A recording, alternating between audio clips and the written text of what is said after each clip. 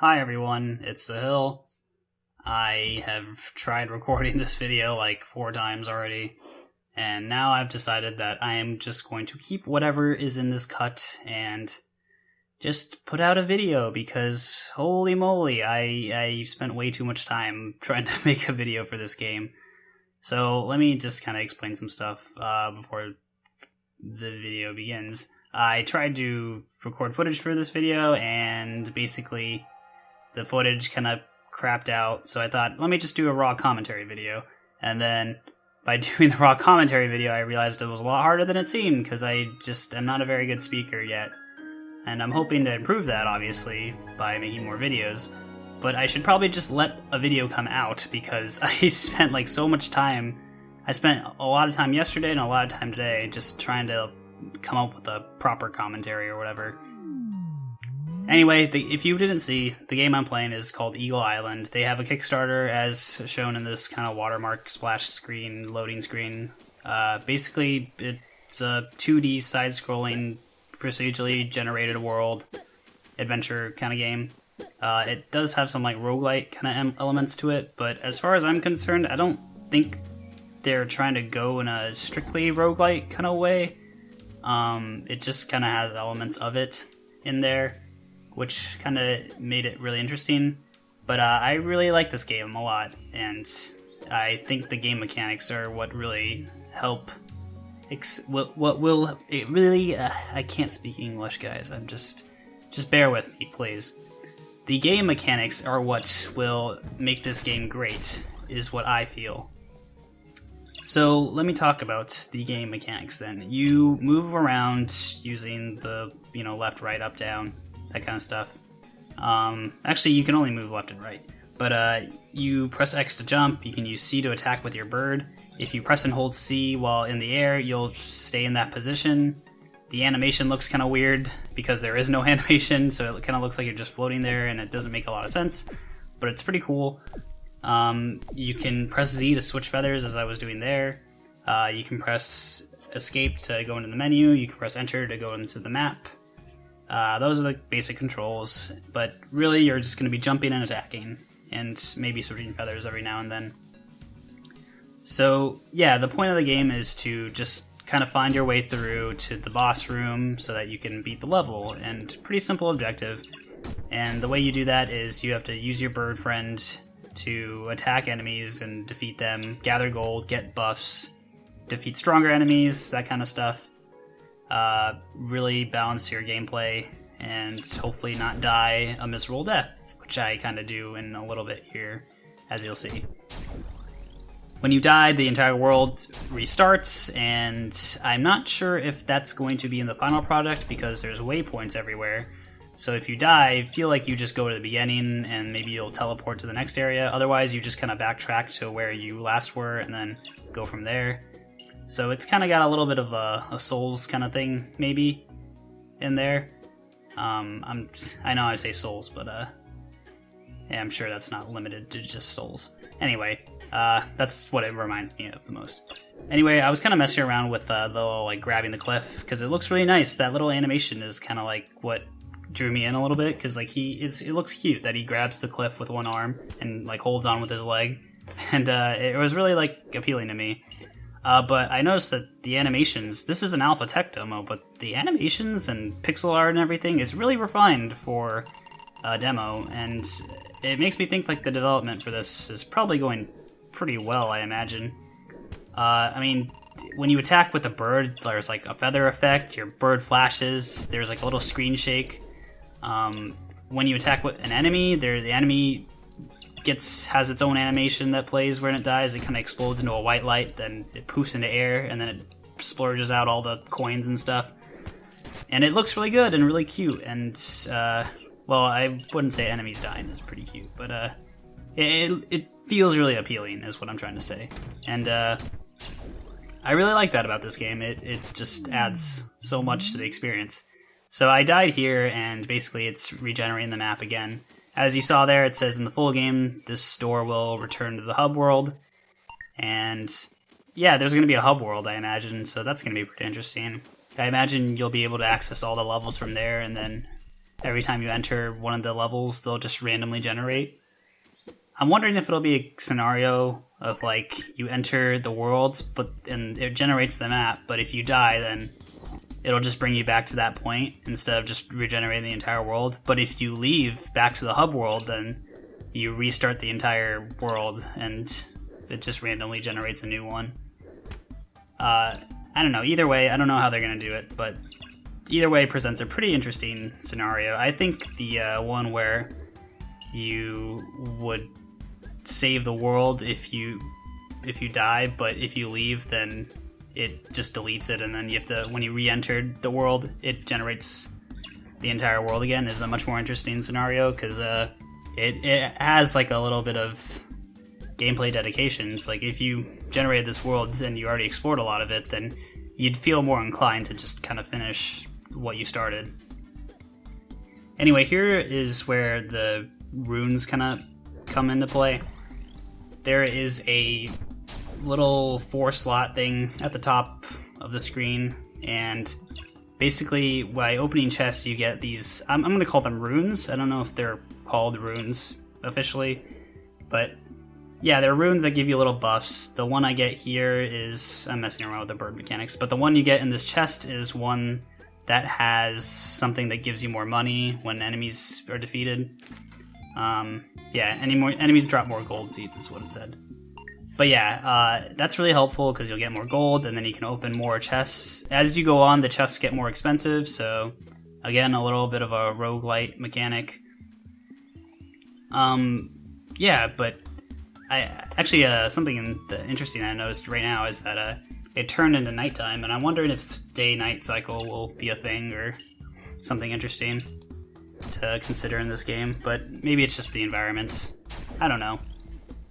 But yeah, it's a really fun little platformer kind of game, and I really enjoyed it, and I'm looking forward to the way it'll be developed. As far as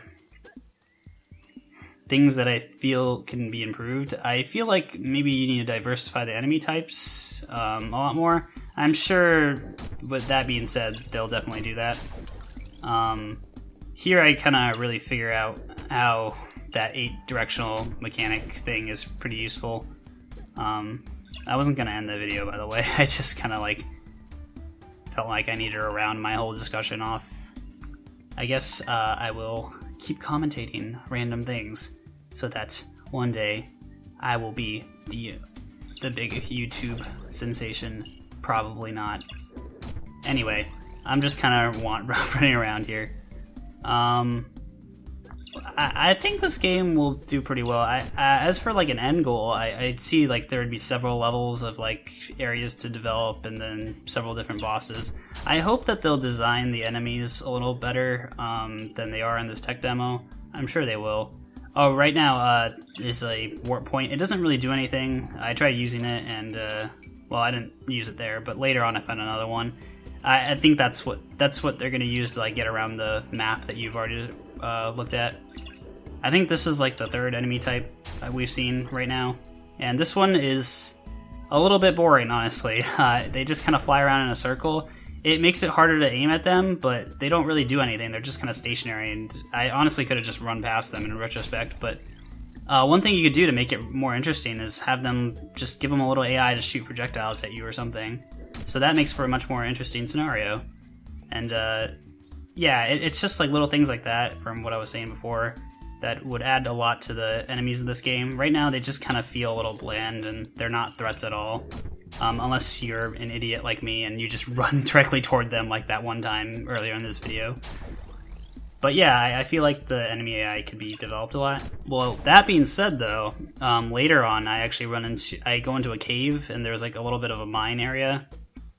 And there's a really interesting enemy type there. It's like a mole. I think it got lost in my footage that got deleted or got messed up. So I don't think I'll be able to show it in this video, but it's a mole that hides underground, but will pop up really quickly, throw projectiles at you, then pop back down and dig back down into the ground. And you just kind of have to wait for him, because it's more on you to like decide, or it's more on the enemy to decide when to attack, when you need to attack. So like suddenly, like from all these stationary enemies where I'm in control, suddenly I'm not in control so much anymore, and I have to devise a strategy to kind of get around this mole enemy. Here I kind of figure out how to use the powers in the water. You can't actually dive in the water so far. I tried. Maybe I missed out how to do it or something. But yeah, I guess maybe they'll develop a little more later on. But here I'm messing around with the feathers and stuff, and I realize I can't use them because I used up all the blue gems in the top left corner. And then I come to the realization that, oh, that's what the blue gems are for, and then I feel like an idiot.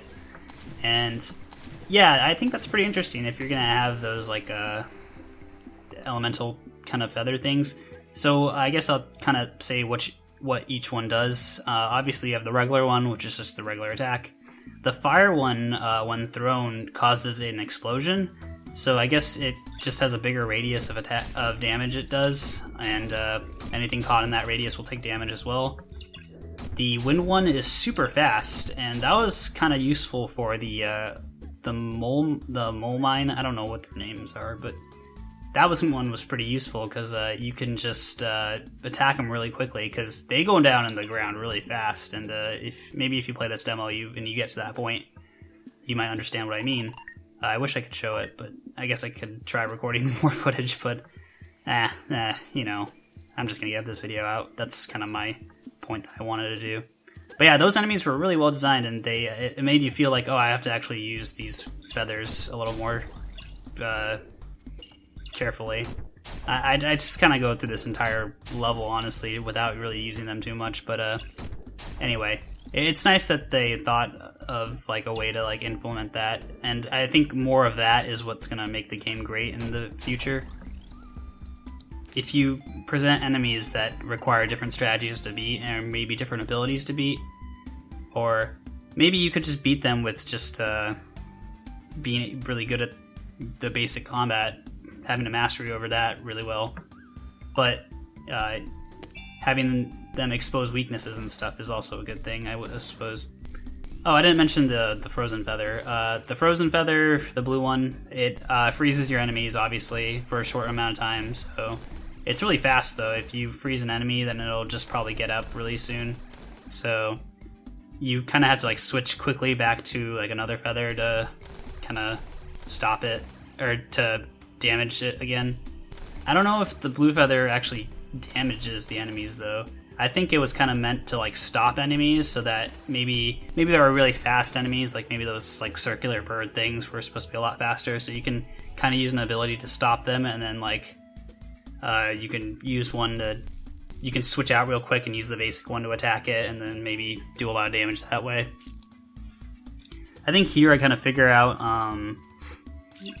I kind of mess around with A and D on the control to switch feathers. I think it's kind of weird the way they programmed it, because when you press and hold when you press and hold Z, I was using a PS4 controller, I map buttons to my...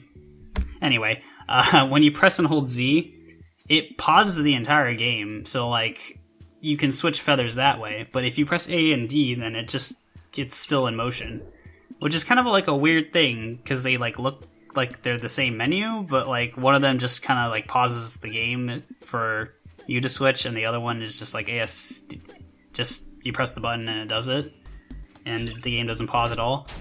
I find that kind of strange. I feel like there might be a different way to do that. Like maybe you need to go into an actual menu, but I don't know. I think that just needs to be programmed in a little differently and have a little bit more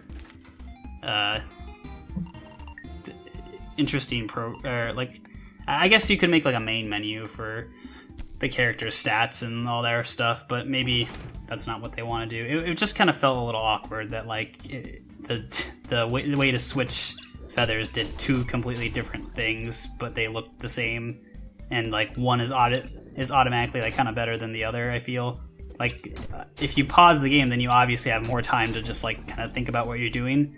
But I can actually kind of see maybe that was the intention, like because there is like a speed run mode, so maybe you want to keep moving really fast, and then you just want to switch without pausing. So I could see the idea behind that. Maybe that's where they were trying to go with that, but it just kind of feels weird. I feel like maybe you need a different physical representation of like the game is paused in the game, that so that you're switching feathers, like maybe like gray out the screen or something when you press and hold triangle, rather than just kind of bring up the menu again and the game stops. It's very strange. It doesn't make a lot of sense to me. It kind of, I don't know, it triggers me a little bit, but I'm just kidding. I don't know what I'm talking about, but yeah. Anyway, I think this is kind of where the footage starts to go downhill a little bit, so I think I'm gonna end my video soon. I hope that what I talked about was kind of helpful, kind of interesting. I hope that I didn't sound too obnoxious or sounded like I was just blabbling on and on. But yeah, I really like this game. I hope that the Kickstarter goes well, and I hope that it comes out and it's kind of good and kind of fun to play. And wow, the frame rate is dropping really badly. Anyway, I'll talk to you guys later so you don't have to be put through this. And yeah, good luck to the developers. Seriously, you guys made a really neat game. You did. And I hope it goes well for you. If you want to see videos similar to this one, you can subscribe, or you don't have to. I don't know. I make videos. That's a thing. I don't know how to end videos either. Anyway, talk to you guys later.